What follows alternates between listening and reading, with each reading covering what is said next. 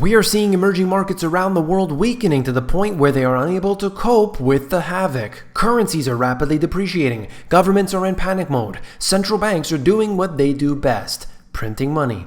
And invariably, every action only makes matters worse. Many are starting to wonder if South Africa will be the next domino to fall.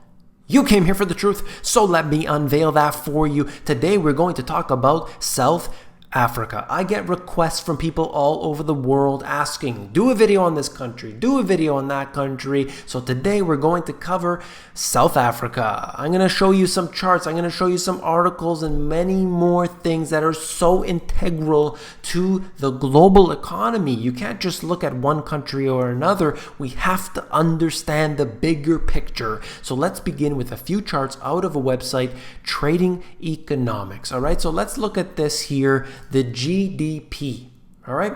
Now, this GDP is minus 2.2 right now. But what I did find was a pattern that if you look back exactly 1 year ago and 1 year before that, you see this pattern. It's negative, and then it goes positive, and then back to negative again. Okay, so I want to know in the next quarter how it's going to be. So once I get those numbers, I will definitely bring that to you. However, looking at this from this point of view, 2.2 is still much lower than in those previous instances, okay? So I'm going to track it.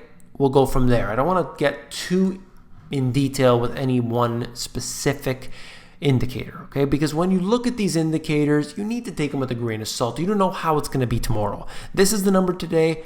Who knows about tomorrow, right? And each indicator isn't important in itself. It's when you collect hundreds and hundreds of indicators and then you add that all up, then it starts to actually make a difference. This is the unemployment rate, and unfortunately right now they are getting really hammered. I mean, 27% unemployment rate is quite terrible, even when you look at the fact that 10 years ago, it was right around, let's say 23%, okay? This is definitely not a good thing. Historically, though, they do have high unemployment rate, but it has gotten worse. That's the trend. I always like to look at the trend. Yes, it might be, a lot of money printing that they're doing today, but were they printing more before? Oh, okay, well, then you would go from there. Or it's the, job growth. Well, how many jobs in terms of numbers might not tell you much. But if I see the trend, that helps a lot. So that's the way I like to look at things. Unemployment is one of those. You may have a country that has significantly higher unemployment rate than the United States, for example. But if that unemployment rate is coming down, that's a good trend.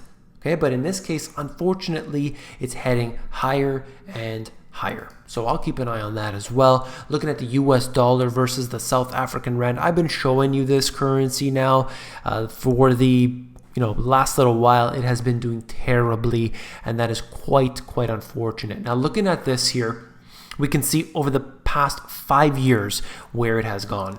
Looking at it over the last year, it has really been fluctuating quite a bit. And all I have to say is that over the last 5 years, this currency is definitely weaker today than it was before. So it was trading at about 10 and now it's at about 15. Okay, so definite depreciation over the last 5-year period. Okay, looking at the money supply, I mean, you could pretty much say this for any country, but it has more than doubled since 2008. Look at that. This is the M3 money supply, and we are looking at more than a doubling in this period of time. We shouldn't have that in this case here because there should be some sort of deleveraging. There should be some sort of shedding off of all that debt, but no country does that, and South Africa is no different than the rest. This is a report out of Deloitte, and they make this claim. Emerging markets, is South Africa the next Brexit?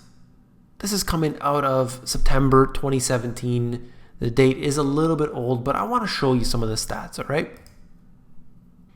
Within this, they show some charts. I'm going to show that to you right now very quickly. Current account deficit as a percentage of the GDP. And you can compare the green, which is Brazil, and South Africa, which is the blue. And you can see that South Africa, in respect with their current account deficit, is definitely weaker. But I'm going to show you a few charts that, they're trying to compare the two, but I don't think that's fair because there's so many factors at play here. You'll see what I talk about in a second, but I just wanted to say that you need to compare a country to itself because it's a trend. Okay, if there's, for example, unemployment rate of 27%, but that country had persistently high unemployment, let's say 50% for the last 50 years, and now it's 27%, they're doing better. They're on a better trend. That's great. Even though, yes, 27% is technically bad when you compare it to, let's say, the US. Well, have to think about it, how this is all really, really going on behind the scenes. There's so much more to it than just looking at one statistic and a number. Much more to it, okay? Total public debt as a percentage of the GDP, looking at this here, is just significant. And ultimately, most of these countries, they're, in this case here, we're looking at between 50 and 70% for these two countries. We can see that it's better than, the US. It's better than other countries in many cases when you look at the amount of debt that they hold. But just look at the trend. It gets worse and worse and worse. There's no deleveraging that exists. Whether we're looking at the national debt, whether, it doesn't matter. Household debt, it's all the same. Fiscal deficit as a percentage of the GDP. In this case, Brazil over the last few years has been taking the crown on that. That's for sure. But ultimately, just another statistic to look at. I'm not going to get into the details of all of them. Ultimately, as I said, it's not one that really matters. I just wanted to show you a few of these if you're interested in looking at them. Long-term foreign currency sovereign debt rating. Guess what? They've been getting worse. Since the financial crisis, they've been downgraded further and further and further. They're not going to go up anytime soon, especially with everything that's happening in emerging markets today. The rating agencies will just keep pushing them down further and further and further, and that's just the way it goes. All countries will have to suffer as a result of what's going on with debt, but it's designed this way intentionally, all right? Is South Africa the next Brazil? South Africa bears increasingly striking similarities, in a bad way, to Brazil. Just a few years ago, both were considered first-tier emerging market economies personified by BRICS. The BRICS are Brazil, Russia, India, China, and South Africa. They were regarded as countries that were leading the way in terms of rising and future consumer demand. This narrative has changed. BRICS is now a two-speed club. Interesting. So they cover this more. I'm not going to go through the whole report. It would take all night. But look at this. While China and India's growth remains very robust, driven increasingly by consumer spending, services, and innovation, the economies of Brazil, Russia, and South Africa are stuck.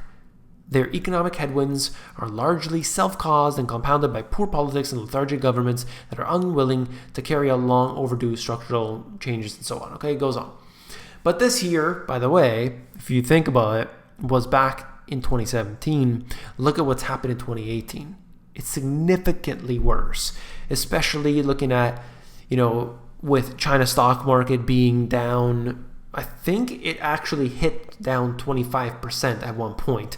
I didn't look at it in the last little while, but that was the last time I saw it. It was down just under 25% if I remember correctly. So this is unbelievable. They're all weakening. India's rupee is down significantly this year. So a lot has changed in this period of time since this report came out. It's a lot worse, in fact. Okay, and then there's more to this. Let me just quickly cover it. Looking ahead, pressures on South Africa's sovereign credit rating include very weak real GDP growth, public sector underperformance, twin deficits showing a shortfall both in the fiscus and the current account, waning investor confidence, and high employment, inequality, poverty, and so on. Unless it can reform itself, provide greater confidence for private capital, and create a greater enabling environment for business, further downgrades can be expected, and that's pretty obvious. Now, Turkey is a country that has been suffering as well. I've been going on too long. I'm going to cover this in the next video, all related to Turkey. Stay tuned for that. If you found the video informative, please give me a thumbs up. If you want the financial education that was not taught to you in schools, these two books, they have it all. They give you everything you need to know from the foundation, the history, the asset classes, how to make money, tax incentives, so many more details are in these two books. So definitely check them out. Link is in the description. And if you're more interested in the audiobook version, you can get that at themoneygps.com.